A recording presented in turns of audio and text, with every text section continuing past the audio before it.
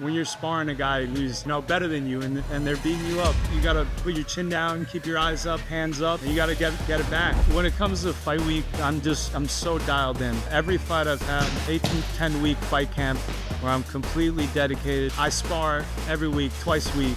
I do my puke drills every week. I push the sled every week. I take no shortcuts. Gratitude is huge, and even in the downtimes, even like after I've lost fights, it's tough when after you lose fight. You look at the life you're living and have gratitude for that. Tough times don't last. Tough people do. Jess Sargus! I'm Jess Sargus, high-performance coach, lawyer, and undefeated former MMA fighter. And this is Jess Gets Around, where we go inside the pro fighter's mind to find out what it really takes to perform under pressure, so you can too. Green light, let's go.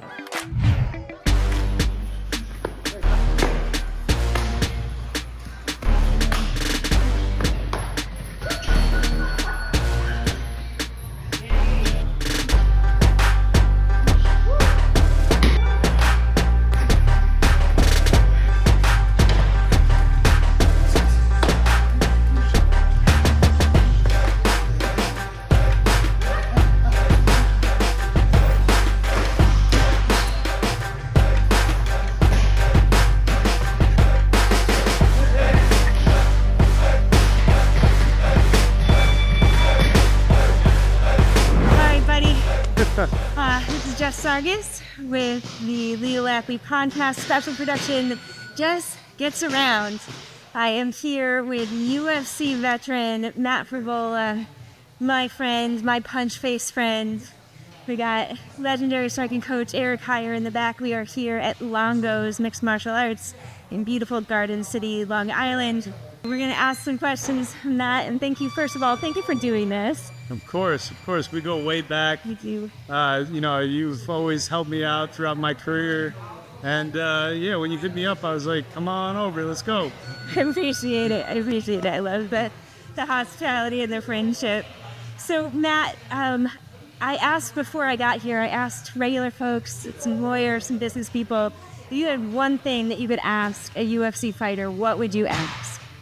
And their top question was, when you get hit in the face really hard, how do you keep going? What goes through your mind? What do you rely on up here to keep going when it gets hard like that?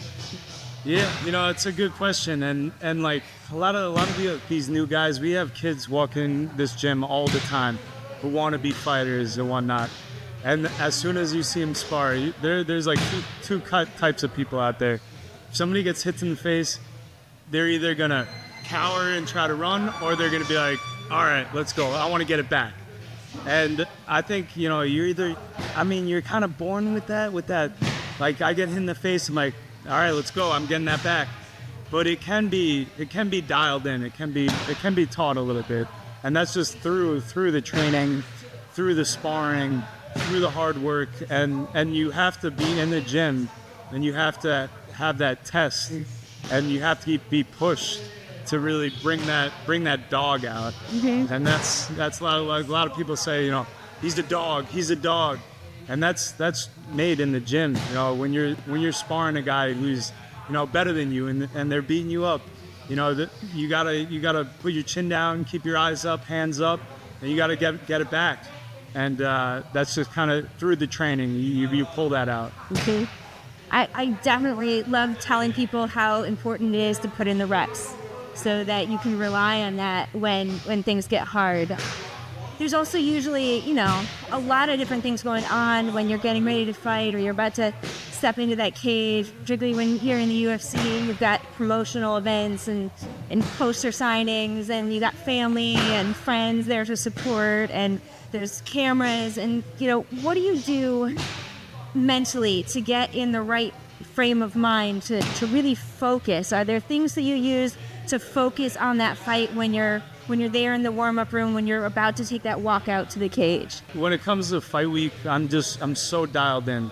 I take no shortcuts. Every fight I've had, I do a 8 to 10 week fight camp where I'm completely dedicated, completely zoned in, And I spar every week, twice a week. I do my puke drills every week. I push the sled every week. I take no shortcuts. And through that hard fight camp, that hard training, I write everything down to my notebook. And like come fight week, I flip through my notebook and I'm like, I put in the work. I'm ready. And that's like, I tell myself, I'm ready for this. And that really kind of, gives me the confidence to go in there and fight the best guys in the world, is that I know that I put in the work. I did everything. I took no shortcuts. I'm 100% ready. And then all those things, around, those are fun. And fight week, the work is done.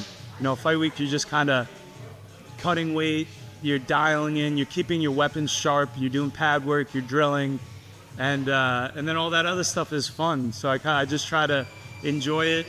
And then when it's time to work, when I got to do my workouts fight week, I dial in, and that's why we're there.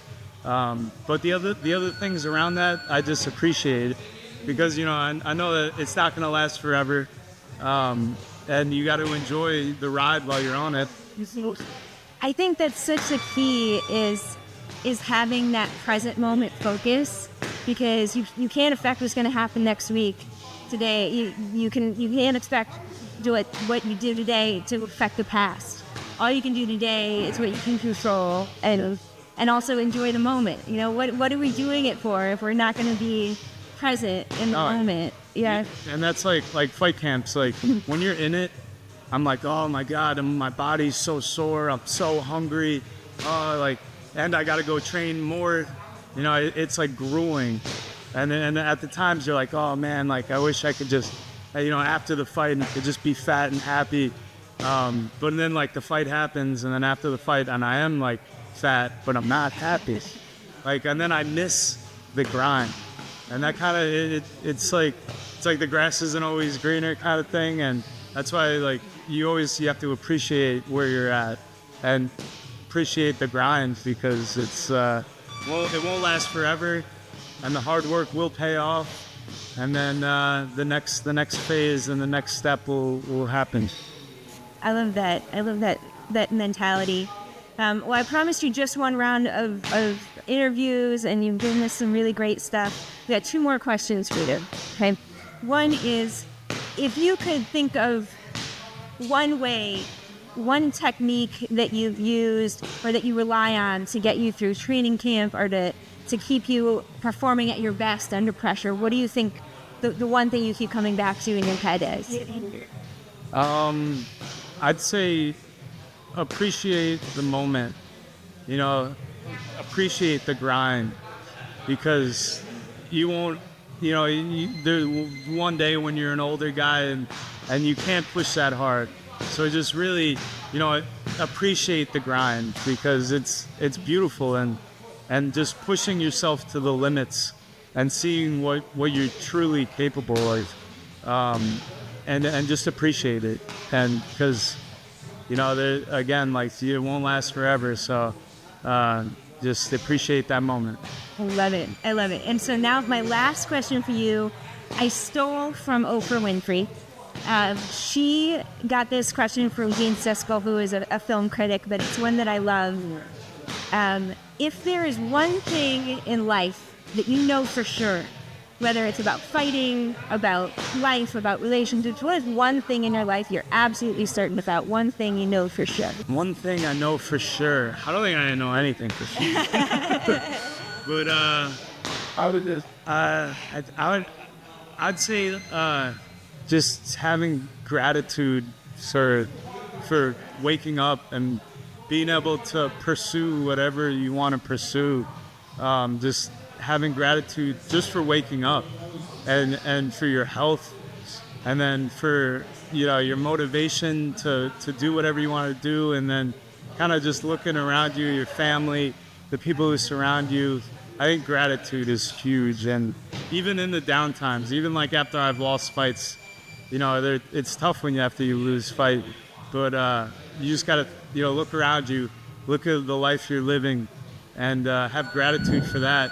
And hard times don't last, but tough people do. Where tough times don't last, tough people do. So just always reminding yourself of that, even if it's a tough time you're going through. Tough times won't last, but tough people too.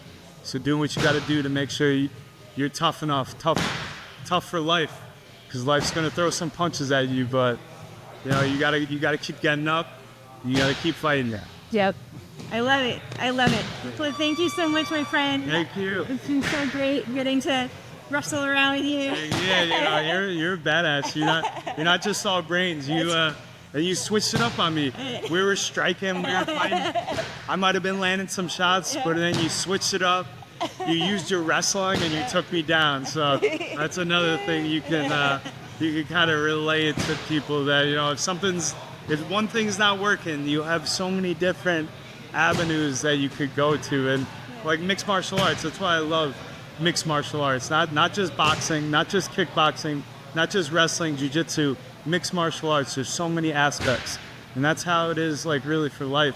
If like one thing's not working, you got another thing you could do. If that's not working, you got another thing. So it's definitely a beautiful thing. It is. I love it. I love wrestling and fighting with you. Yes. And thank you so much, and thank you for tuning in, everyone, to Jess Gets Around. Make sure, no matter what you do, give yourself that green light and go after the life you want. Get after it.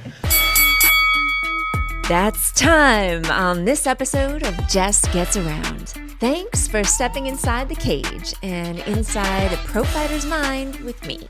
If you like this episode and want to see more on the Legal Athlete podcast, be sure to like, follow, subscribe, and drop a comment to let us know what hit the hardest for you.